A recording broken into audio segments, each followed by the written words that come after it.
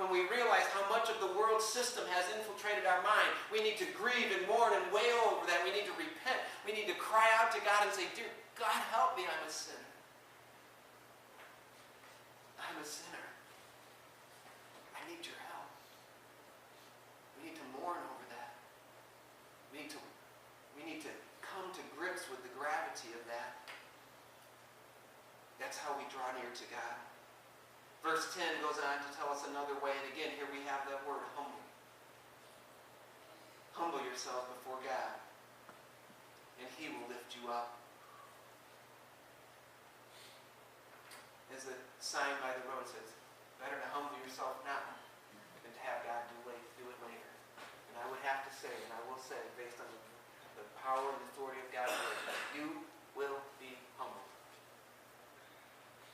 And I don't know how many of you remember the old Fram Oil commercial with the guy with his car up on the rack who has to have his engine replaced because he didn't change his oil often enough.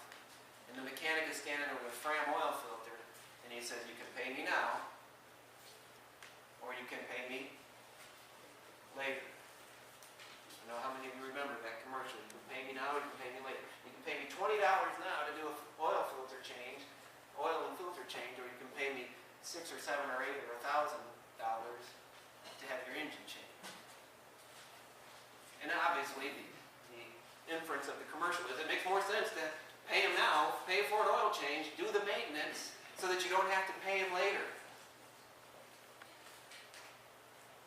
You can humble yourself now, or God can do it later. And if you're one of His, if you belong to Him, He will humble you for the sake of bringing you back. He will humble you for the sake of getting you to repent. Where you can look at your life, you can look at yourself in the mirror of God's Word, and you can see where you need to be humbled, and you can humble yourself. If you're not one of His, you will be humbled for all of eternity. The promise here is if you humble yourself before the Lord, He will lift you up. He will lift you up. He will give you His grace. He will give you His grace. He will give you the power to stand.